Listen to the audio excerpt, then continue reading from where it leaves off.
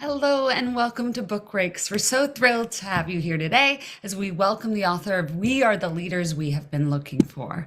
As always, we'd like to thank Citizen Travelers, the nonpartisan civic engagement initiative of the Travelers Company, for their support of Book Breaks. And it's viewers like you who make Book Breaks possible. If you'd like to contribute to our program, please follow the link in the chat or contact Book Breaks to learn more. And as always, I'm your host and I'm joined by my friend Ryan. Hey, Ryan. And without further ado, we are so honored today to welcome one of the nation's most prominent scholars, Dr. Eddie S. Glaude Jr., who is an educator, author, political commentator, and public intellectual who examines the complex dynamics of the American experience. His writings include Democracy in Black, In a Shade of Blue, Pragmatism and the Politics of Black America, and his most recent book, the New York Times bestseller, Begin Again, James Baldwin's America and Its Urgent Lessons for Our Own, which takes a look at Black communities, the difficulties of race in the United States, and the challenges we face. His latest book, which we'll be discussing today, We Are the Leaders We Have Been Looking For, was released in May of this year. Welcome, Dr. Glaude. We're so happy to have you here. I'm delighted to be here with you, Gina. It's a pleasure and an honor. I'm looking forward to the conversation. Yes, so just to start us off, can you give us an overview of this work and where it came from? Sure. About 11 years ago, I delivered the Du Bois Lectures at Harvard University, which is the most important lecture in the field of African American studies in the country. And at that moment, I was trying to figure out what were the pitfalls of the kind of excitement around the Obama administration, trying to think about what that excitement, what it implied for a democratic form of politics. And, when I wrote those lectures, it was a kind of opening of a new phase of my own career, a different style of writing, a more public-facing approach to how I was doing the work. And in some ways, I was laying the groundwork for 4 different books that would emerge from those lectures. And it took me 11 years, over a decade, to return to them. And I think I decided to return to those lectures, Gina, because I had lost my footing. Coming out of COVID, I lost a couple of good friends. I was deeply disturbed by the nation's response to over 1 million people of 1 million Americans dead. The volatility, the vitriol, the bile in our politics. And so I was trying to find resources to respond to the moment. Resources that I thought I had found in Baldwin's work, but I needed more. And so I went back to that moment where everything began, right? This new phase in my career. I wanted to see what I was thinking about with regards to Martin Luther King Jr., with regards to Malcolm X, with regards to Ella Baker. I wanted to think about what I was trying to propose in terms of the importance of our responsibility for American democracy itself, our responsibility for reaching for higher forms of excellences.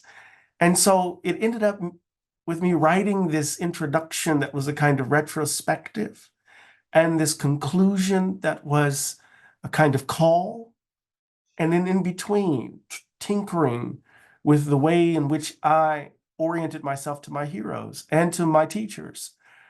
So it became a very personal book after all, something that was needed in this moment, I think. Yeah. Yes, and as our audience is primarily teachers and students, we love hearing that. So can you tell us where the title comes from? Oh, sure. It's this is something I took from Ella Baker herself. That she was very skeptical of a certain style of leadership, of charismatic leadership, even though she was charismatic herself. She was very skeptical of preachers always at the front of the line. And she insisted that everyday, ordinary people had the capacity to be the leaders that they were looking for. They were, in fact, the principal agents responsible for the health and well-being for democracy. So the title actually comes from her. And what a great reminder to tell our students as well. Now, can you tell us how you just honed in on the 3 figures who you cover in this book? Oh, that's the easy part. That's an easy question. Thank you. They're so important to me. I remember in the 8th grade in Miss Mitchell's history class, learning about the civil rights movement, and she asked me to recite the I Have a Dream speech to my class. And I remember back then we didn't have, you know, streaming. I had to go to the library and borrow the vinyl. And I remember stopping it over and over again on the record player in order to learn the passages as well as memorize them on the page. And it was at that moment that Dr. King became so critical to how I imagined myself as a young man from Mississippi, as a young Black man from Mississippi. And then I went to Morehouse College, the alma mater of Martin Luther King Jr. And there, there's a huge statue of Martin Luther King Jr. pointing to the campus. So we're socialized into this understanding of what it means to be responsible, what it means to be a race man in some ways. Malcolm is critical to how I dealt with my father. Malcolm X was critical to my own rebellious moment, my own attempt to find my voice. He gave me the courage to speak truth to the realities of American politics, of American life. And so for me to engage him was in some ways to bring forward biography, but also to challenge a certain narrative of what constitutes legitimate forms of Black political dissent. And you got these two men, Gina, who are critical. And of course, as I'm struggling with my own sense of manhood, who else would I end up with other than Miss Ella Baker, who offers me a different way of imagining myself as a thinker and as a political actor. So those three were critical to my own self-formation. So it makes sense that I would turn to them. Absolutely. I love that. And you also cover a lot of sort of philosophical ideologies in here.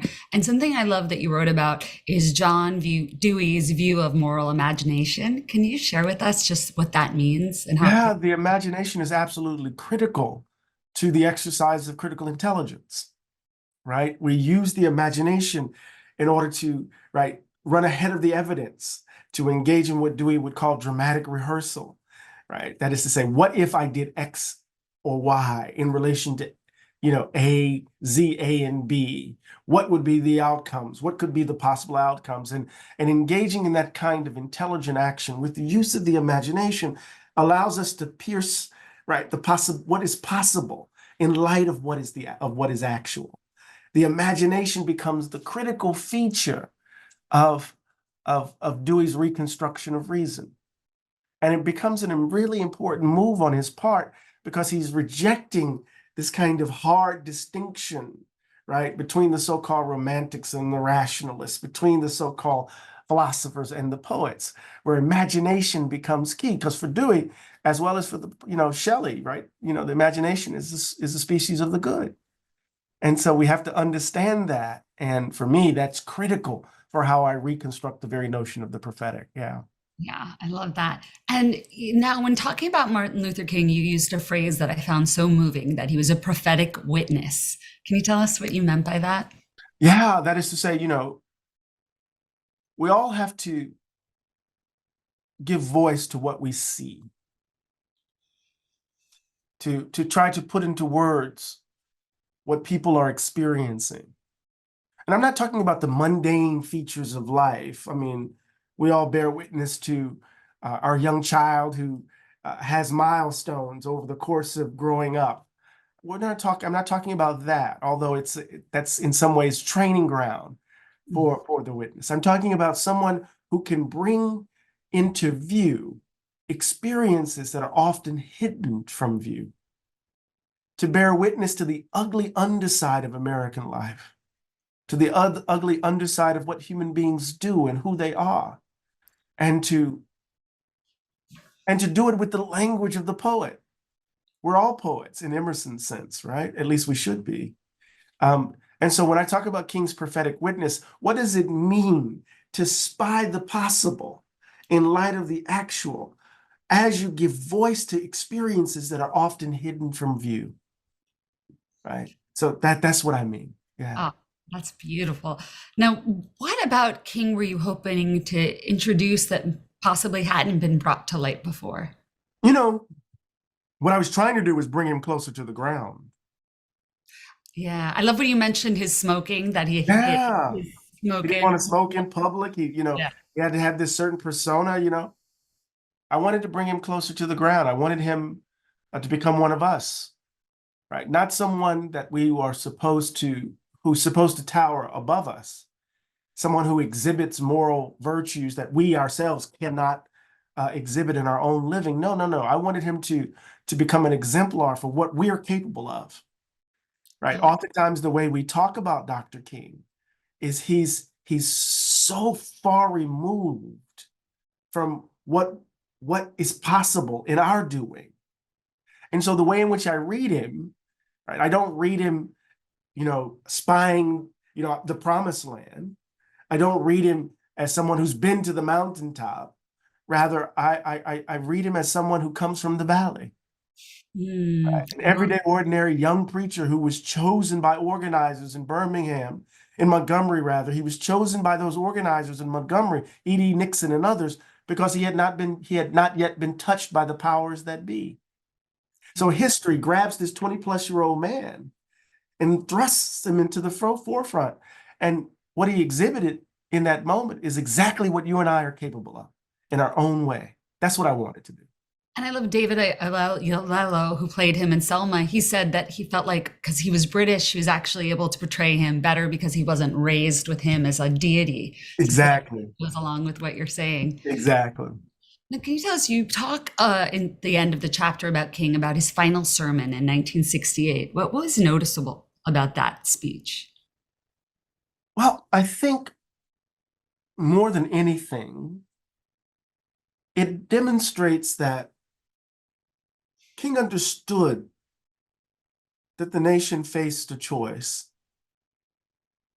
He understood that our journey up to now uh, confronted everyday, ordinary people in this country with the daunting challenge of whether or not we were going to actually live up to the promise, to live up to the dream. And what he wanted to suggest in that moment, I think, right, is that there's no guarantee that this place would survive. The American project is not sanctioned by, some deity on high, right? It all depends on us. And as we face, right, cities burning, as we faced, right, the backlash, the so-called anger of the forgotten Americans, as it were, King was kind of confronting honestly and directly, right, the fact that we may not make it to the other side. And that's really important for us to understand, because usually when we celebrate Dr. King, it's really just the I Have a Dream speech in the March on Washington of 1963. This is not the King of 68 who suffers from depression, the King of 68 who's wondering whether or not we should integrate into a burning house. This is not the King who's trying to confront, right, the economic realities of American life. So it's a darker sermon, and I think it's important that we encounter that. But again, it's in our hands. It's up to us. Right. You weave a lot of poets and writers through this book. And another thing that really struck me was Ralph Ellison's description of a Renaissance man. Can you tell me Yeah. how that fits in the story? Yeah. So, Ellison is important because I'm trying to hold off this attempt to reduce Black life to our material conditions, that Black life is just simply a tangle of statistics of pathology. And Ellison is at the forefront of that move, right? He makes that move in his essay, Shadow and Act and Going to the Territory, that Black life is so much more rich, it's so much more vibrant. It's richer than ghettos and crime and the like, right? And what he does, he talks about his own upbringing in Oklahoma and how the young boys and how his eventual cohort imagined themselves not as kind of limited by the world's assumptions about who they could be, but rather to imagine themselves in the most expansive of terms, that the world's library was in fact their own, that what the world says about me as a young boy from Mississippi who grew up in a working class household has little to do with who I actually am. And so Ellison's Renaissance man, right, is this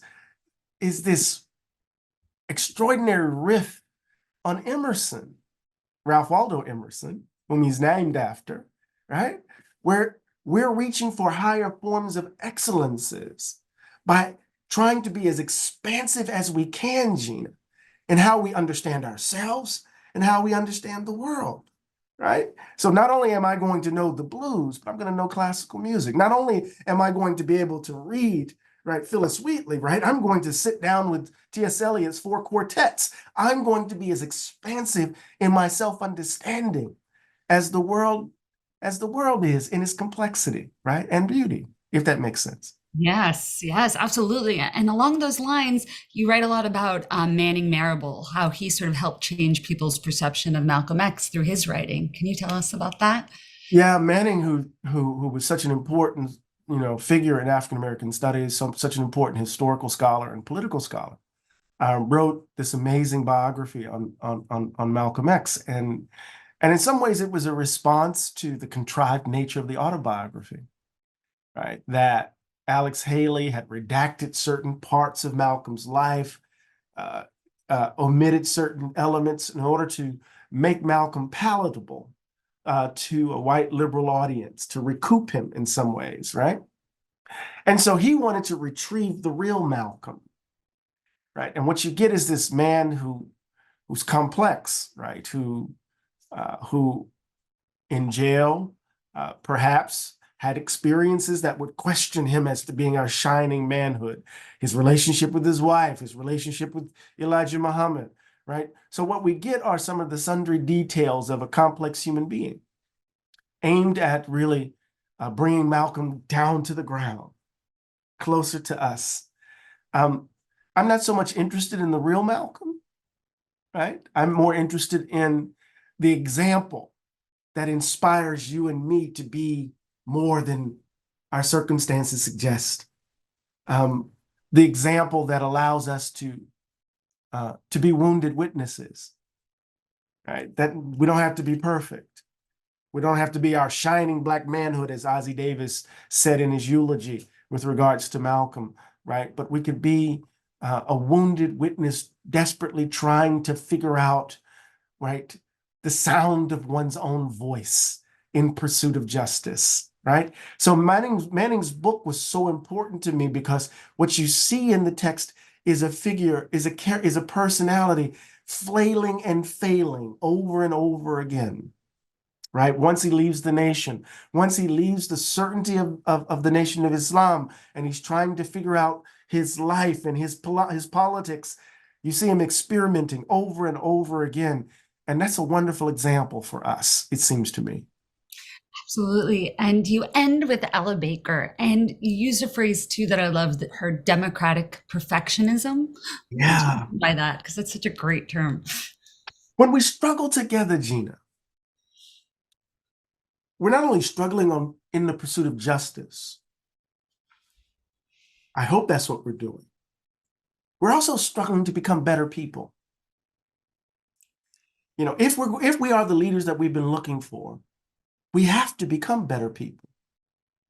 We have to reach for higher forms of excellences, right? And this is the way in which I'm bringing John Dewey and Ralph Waldo Emerson and Ralph Waldo Ellison and Martin King and Malcolm X, and this is how I'm bringing them together, right?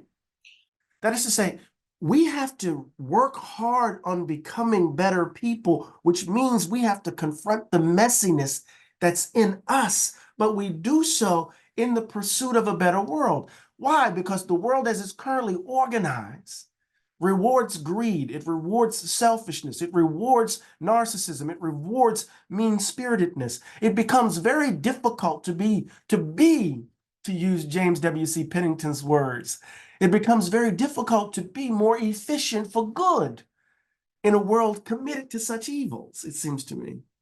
So it's not enough to just, I'm working on myself to be better. No, you have to work on yourself in pursuit of a more just world. That's why it's democratic perfectionism and not just simply perfectionism. Oh, that's amazing. Well, a lot of our students, the audience, might not have a full idea of Ella Baker, or perhaps as much as they do the other Mm. figures you cover. I was wondering what you think sort of would be important for students to know about her. Oh, without her, the 20th century Black freedom movement would not make any sense. She was present in the 1940s as a field organizer for the NAACP. So she was going into the South in the moment in which the NAACP was considered the most radical organization in Black America, in America, period, for Black folk.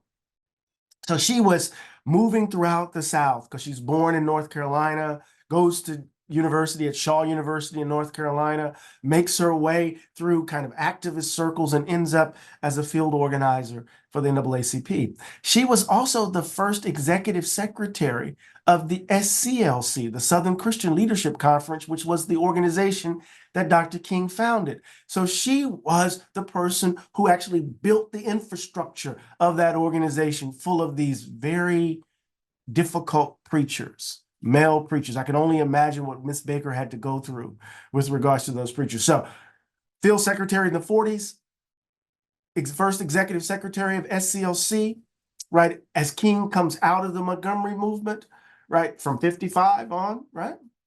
And then in 1960, students across the South, in Greensboro, North Carolina, in Nashville, Tennessee, in Atlanta, Georgia, you have students, college students, 18, 19 years old, engaging in student sit-ins. And then they try to organize their energy, right? And in April of 1960, they organized the Student Nonviolent Coordinating Committee, but they have the conference, guess where? At Shaw University, Miss Baker's alma mater. And Miss Baker was important, a critical feature, a critical personality to keep SCLC, to keep NAACP, to keep the Urban League from co-opting that student energy. And it turned out that the Student Nonviolent Coordinating Committee became one of the most important organizations. They were the shock troops of the Black freedom struggle. And it's in that movement, in that organization, that you see Miss Baker's political philosophy bloom, blossom. It's in figures like Bob Moses and Stokely Carmichael and, Joyce Ladner, Doris and Joyce Ladner and those folks, where we see Miss Baker's philosophy just become a transformative force for good. Yeah. Yeah, now you cover so much, and a small bit of real estate. I was wondering what your favorite discoveries in your research, if you had any big aha moments when you're putting this together. There are different kinds of aha moments, but I suppose,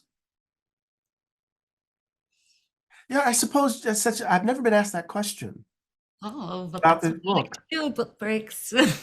No, I think the biggest aha moment had something to do with me, right? That I was trying to find where all of these voices ended and where I began, right? That at the heart of the book is this self-reflection, this self-exploration that I'm trying to exemplify what I'm calling for. I'm trying to do for myself what I'm calling others to do.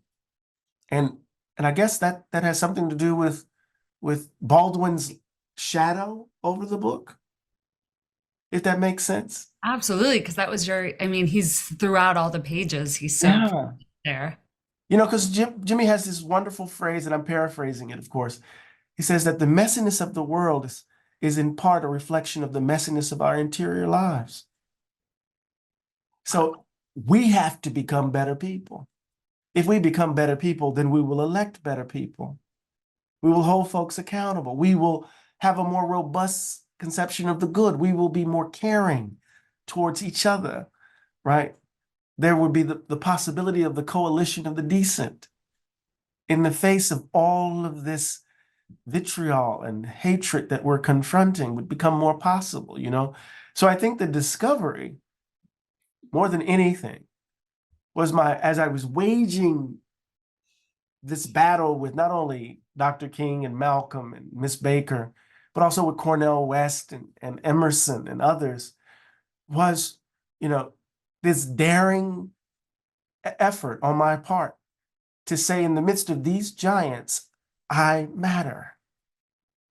We matter, you know? Again, what an amazing lesson for teachers to give to students and talking to them about that. Now, just keeping an eye on time and that our chat is starting to blow up, I just always like to ask our authors at the end, what do you hope readers take away upon finishing this book? That American democracy, the responsibility for American democracy is ours. That, yes, I'm talking specifically about the African American political tradition. Yes, it seems as if I'm dealing with my own autobiography, da da da. But the lesson is not limited to that particular tradition. The lesson is a generalizable. It's like me reading Russian literature. I might not get the jokes or the references, but it still speaks to me, right?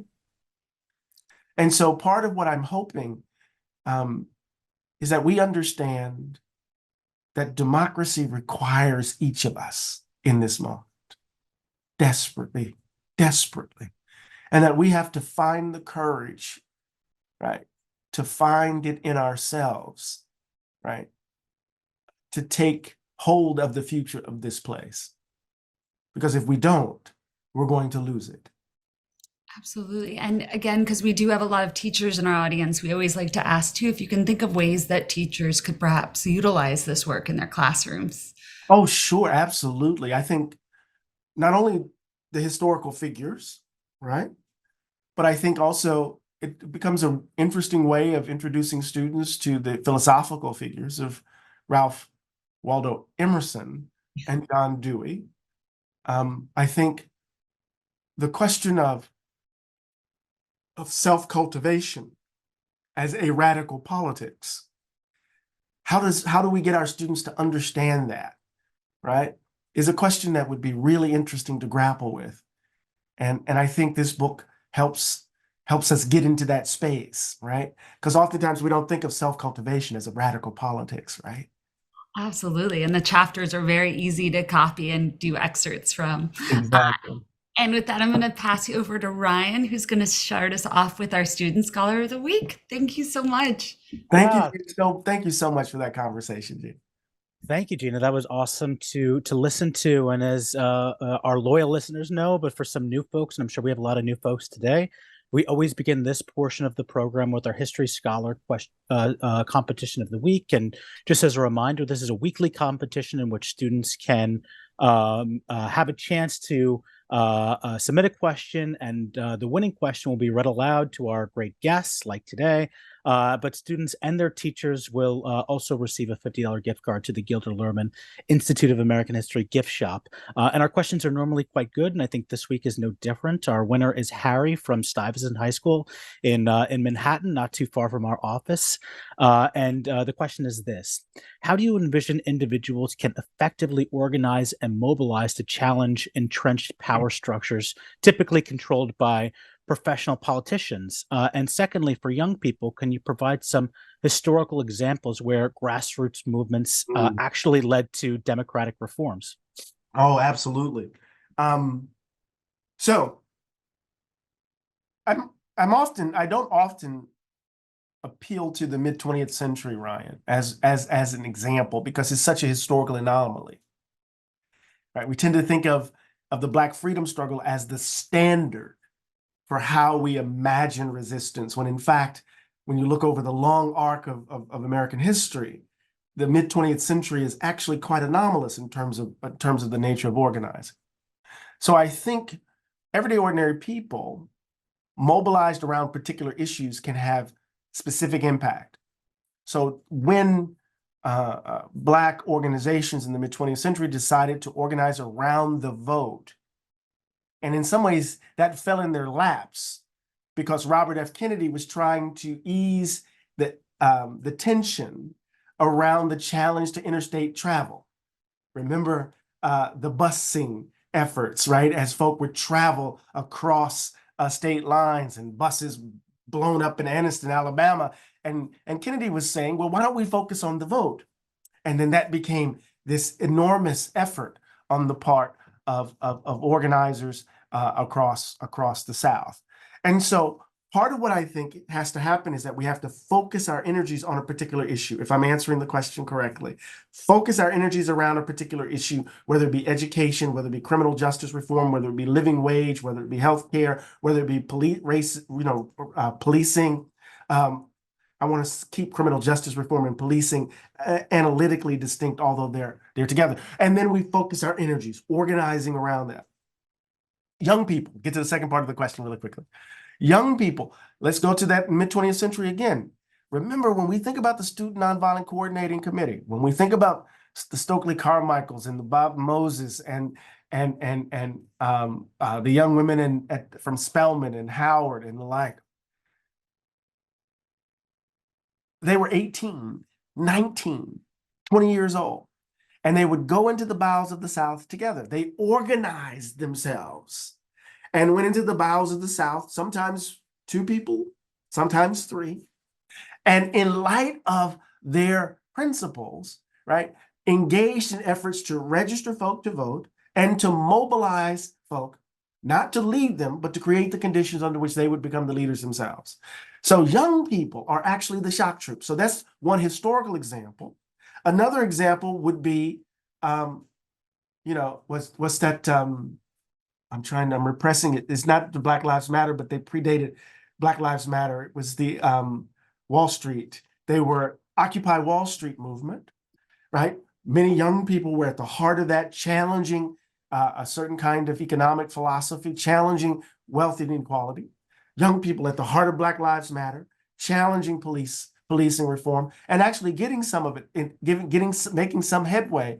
Not the kind of headway that they wish they could, but in each of these instances, we see young people organizing around a particular issue, focusing their energies. So I think that's really the lesson here. Can't cast our net for justice as such, but come in at a particular point and close to the ground and organize in light of that issue. Yeah. Awesome. Thanks so much for that question, Harry. Keep them coming. And thanks so much again for that great response. Of course. Clarence asked an interesting question. Gina sort of hit on this a little bit, but I think this is really worth asking you. So Clarence says he is a Black male teacher, and you are an absolute inspiration to him. He's wondering how he could use excerpts from this specific book to inspire his students, and specifically his young 8th grade Black male students. It's a hard book for 8th graders, I think. I think the introduction, excerpts from the introduction could be really helpful here. The sections when I'm engaging Ellison, the sections when I'm engaging Cornel West, that would be kind of helpful. I think the introduction to the second chapter would be helpful in terms of the autobiographical. There's a kind of very personal story I'm telling.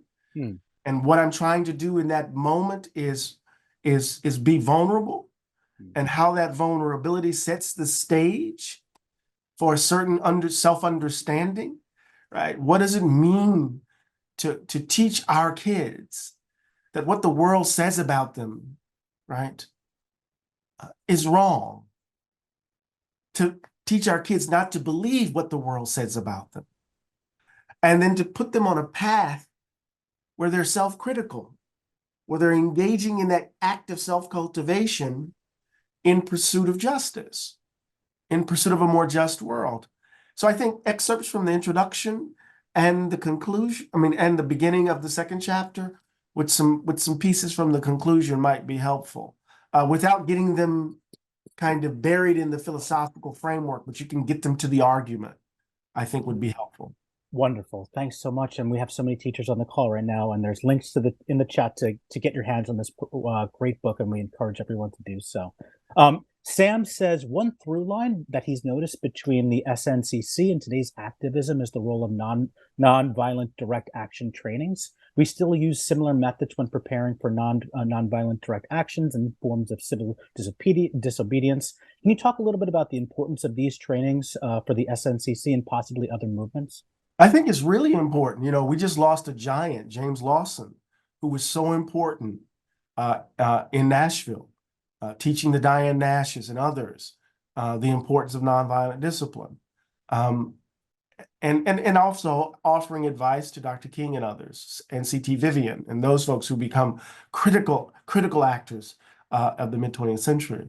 I think it's really important for that training to continue, because as students, as we just recently experienced with the encampments around the universities, as they engage in nonviolent action, they need to understand the risks. They need to be disciplined in the very ways in which they engage in these actions, as it were. And I think it's important for them to understand the philosophical framework that shapes the very nature of, that shapes the very way in which they engage in struggle. So I'm just echoing what the questioner asked. Yes, they are important. We must continue to train students. The moment suggests that it's even more important today than ever, given where we find ourselves as a country. Yeah. Fascinating. Awesome. Thank you so much for that great Sure. question and answer, of course. So we have Brianna from at USC, and the question is this, and we are the leaders we have been looking for. You write about the importance of examining self and trusting self. How do you and we care for the self in order to replenish and sustain the energy needed to continue to be leaders or strive to be leaders? Yeah, I mean, it's hard. You know, I write about this in Begin Again, and I'm trying to pull that thread here, but actually it goes the other direction, because Begin Again comes much later than these lectures, when I first delivered them in 2011. So let me say, what we have to do is we have to find our elsewhere, to use Baldwin's language. We have to find our elsewhere, and that is, we have to. Baldwin found it by leaving the country, right? Being in Istanbul, being in France. And they're like, we can't do that. And even I just got back from Paris yesterday, and I was still swamped with the news of the country, right? But what does it mean to retreat into communities of love? People who aren't obsessed with, the activism or what you're saying on the news or what's happening, but people who love you for you, where you can laugh full belly laughs, where you can scream and curse at the top of your lungs, where you can replenish. Folk who love you for you. So part of what we have to do in the ongoing struggle for a more just world is cultivate communities of love, right? Because it's in those spaces that we replenish the folks who care about us no matter what. When our knees buckle, they brace us, and then we can gather up the energy to re-enter the fray, right? But we have to be careful, though, Ryan, as we talk about self-care, that we don't fall into this industry of self-care that cultivates a kind of narcissism, a kind of self-centeredness that's really just about you and not about others. And remember, the direction in which we are the leaders, the way the book argues, is that we have to deal with the ugliness of the self in order to deal with the ugliness of the world. So we go here in order to go there. We don't go here to stay here, right? So yeah, so absolutely, we always got to figure out how are we going to re-enter the fray. I love that. I'm going to use that for sure. Thank you for that. So Earl asks, or is wondering, did you discuss or consider discussing Howard Thurman in your book? He seems like a really important figure. Was that a consideration if you did not discuss him? Just wondering a little bit about that. No, I didn't really think about Howard Thurman. I have a graduate student who wrote a wonderful dissertation on James Baldwin and Howard Thurman. He teaches at Yale Divinity School, Clifton Granby. I'm anxiously awaiting his book on Thurman and the like. Thurman, of course, plays an important role in my own thinking. When I teach a course on Black pragmatism, he's among the figures that I write about. And of course, he's such an important figure for Morehouse. I remember walking into Thurman Hall, right, as an undergraduate. But I didn't want to go that route. I thought King had done enough for me. And anyone who wants to understand King in any complexity must make their way to Thurman eventually. So fascinating. Well, we'll be on the lookout for that dissertation and hopefully book soon. Indeed. Yes. Michelle asked a really interesting question, I think, and it is this. Can you talk a little bit about perhaps the historical misogyny or male dominance in the mid 20th century, push for Black rights? How has that affected the long-term, effectiveness of the movement? If you could talk about that, I think it's an interesting question. Well, first of all, I would want to make a distinction between patriarchy and misogyny. Right? You have some people who are committed to patriarchy, but who aren't misogynists. They don't hate women in any tangible, concrete, monstrous way. That's a good point. But patriarchy was rampant, and Miss Baker had to confront it daily in the very ways in which she was trying to organize. I mean, one day somebody's going to write a book entitled "All the King's Men," right? All of these preachers who were around Dr. King and what they were doing and what they failed to do. I mean, as leaders, as human beings, right? So I think part of the challenge of the mid 20th century is that Blackness often went imperial. It became this superordinate way of thinking about Black life, as if Blackness overdetermined one's gender, one's sexuality, one's class position, right? And as a result, right, the diversity, the conflict within Black communities was flattened because Black life was being read in relation to the gaze of white supremacy, right?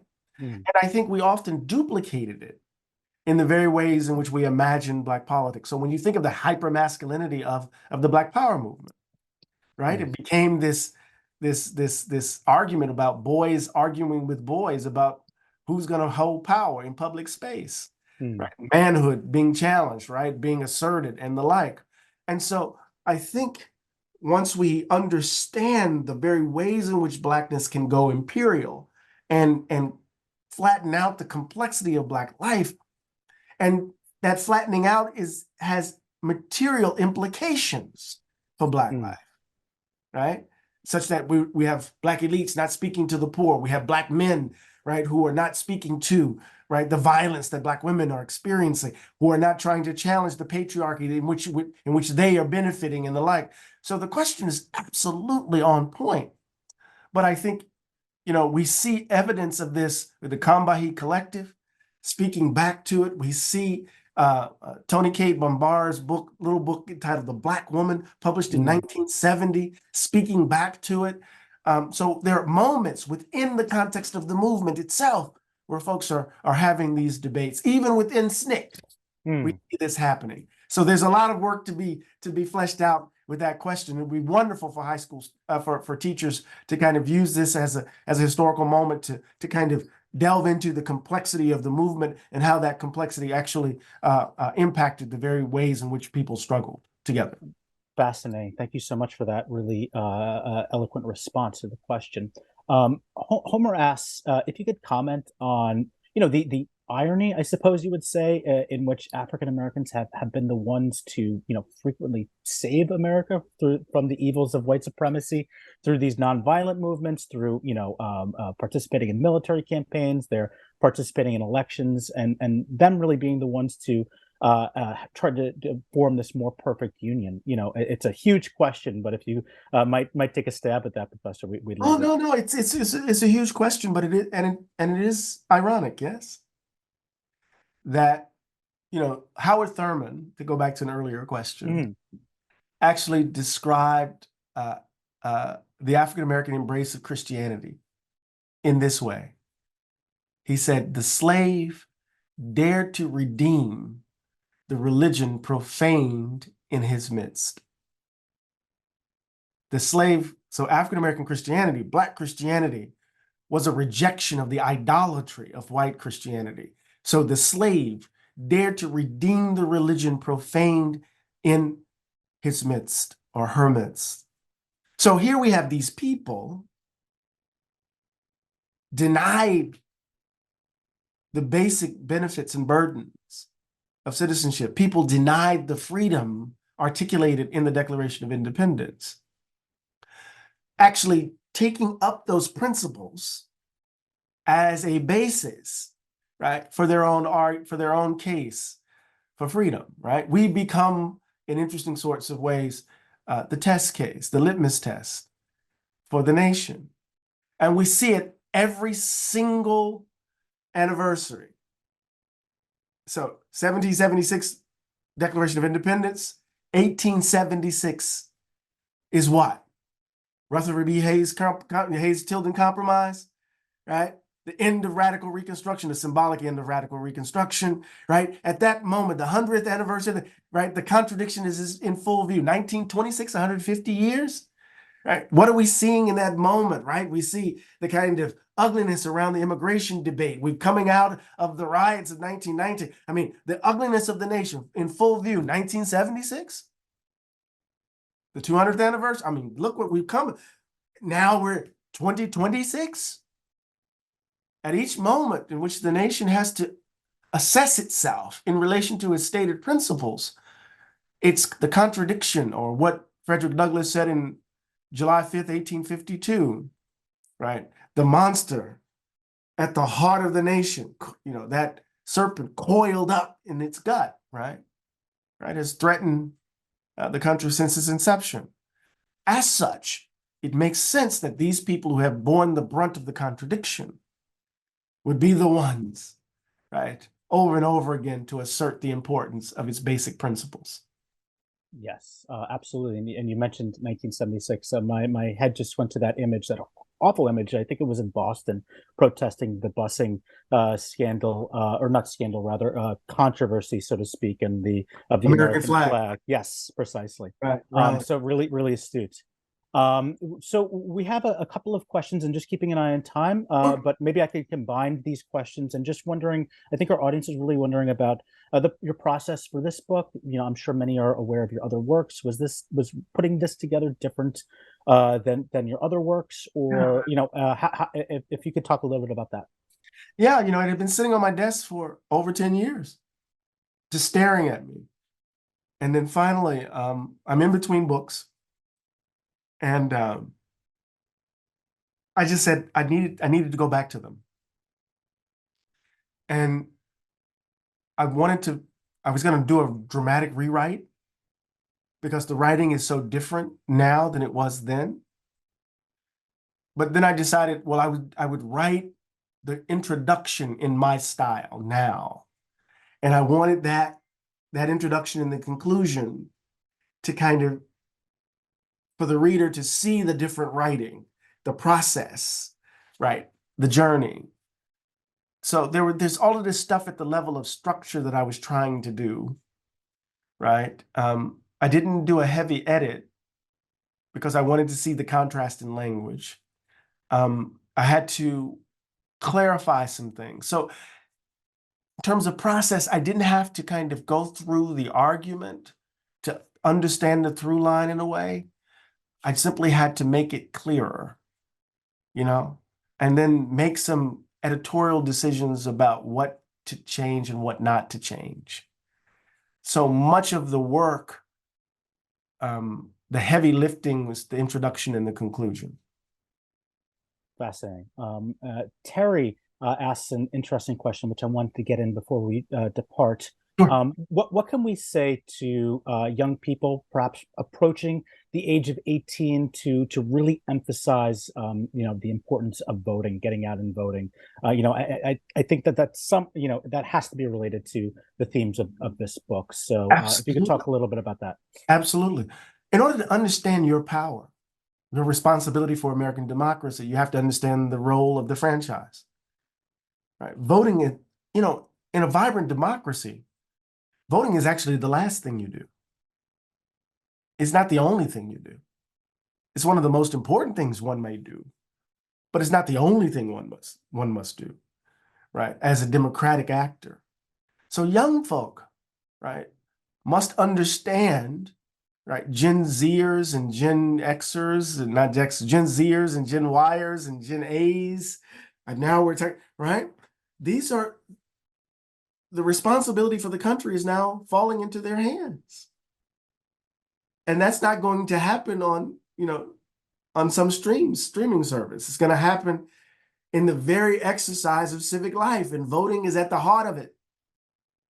And if we're going to change the direction of the country, if we're going to finally beat back those ugly forces that constitute the barnacles on the belly of the nation, right? They're going to have to see their power at the ballot box. We see that example with David Hogg, right?